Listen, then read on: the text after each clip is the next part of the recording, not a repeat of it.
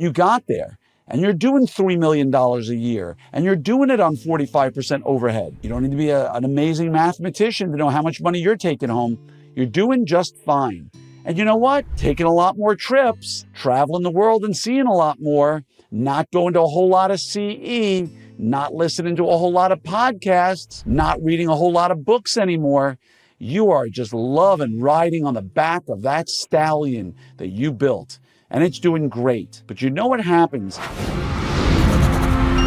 there, Orthopreneurs. I'm Dr. Glenn Krieger, your host, and welcome to another episode of your 5-Minute Friday. Why are you riding your dinosaur into extinction? Yeah, you heard me say that right.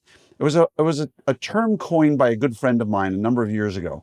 And it usually applies to orthodontists who had the practice, right? We all know them. They might be in their 60s or 70s or even their 80s nowadays. And at one point, their practice was something special. And over the years, what happened? They stopped putting time and energy into it. They started making a good living. And, they just assumed it would continue growing. And now at age, let's call it 70, they decided they want to step away and slow down.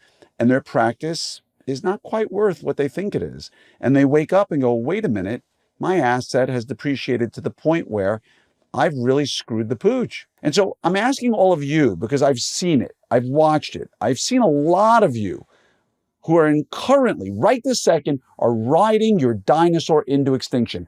Except yours isn't a dinosaur just yet, right? Yours is more of a horse. Let's call it a robust stallion, right? Your practice is killing it. You're doing great. So you're riding your stallion till it drops to extinction, so to speak. Because you worked your tail off, hopefully. If you didn't, I got nothing to sell you here. But hopefully you worked hard.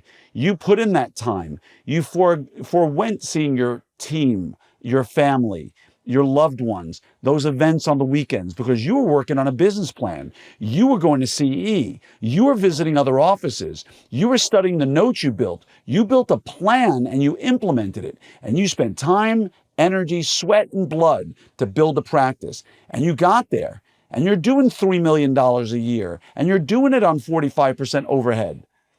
You don't need to be an amazing mathematician to know how much money you're taking home. You're doing just fine. And you know what? Taking a lot more trips, traveling the world and seeing a lot more, not going to a whole lot of CE, not listening to a whole lot of podcasts, not reading a whole lot of books anymore. You are just loving riding on the back of that stallion that you built, and it's doing great. But you know what happens if you're in a car doing 150 miles an hour and you take your foot off the gas?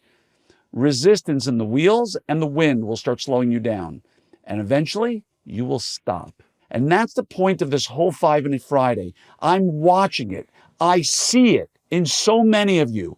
You've built that killer practice, and now no course is really good enough for you. They're a waste of your time, and I'm using air quotes when I say that. Going to Summit, I don't need that stuff anymore. Going to other meetings, I don't really need it much anymore. I'm not going to AAO. I'm not really reading a whole lot of books. And, I'm doing just fine. And one day, you are going to wake up and you will not be doing just fine. Oh, you'll be doing great. Your worst day is better than 98% of the population's best day. But all of a sudden you'll look, and that practice that was doing 1.1 million take home is now taking home 850.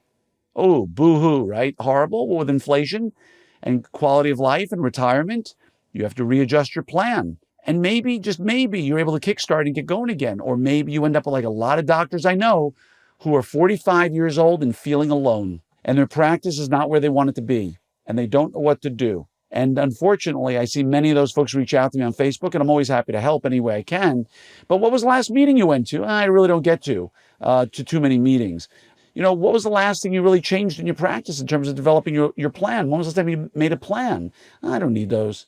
So what I'm getting here, folks, is if you haven't built that amazing race car, stallion, whatever you want to call it, you best get moving and get it done. And put your energy and effort in. And again, you've heard me say, don't give me this crap. My kids are young. You've got a kid in the name of a practice.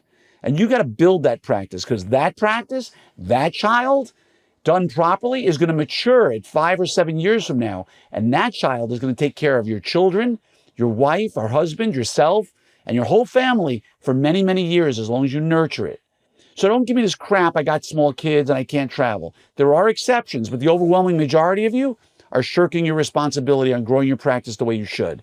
And if you build your practice the way you should, now, as Rick Pitino used to say in his 10-step CD on how to build your best life, which I listened to about 30 times back in the mid-90s or late 90s, step number 10 is to repeat steps 1 through 9 all over again, but to do it better.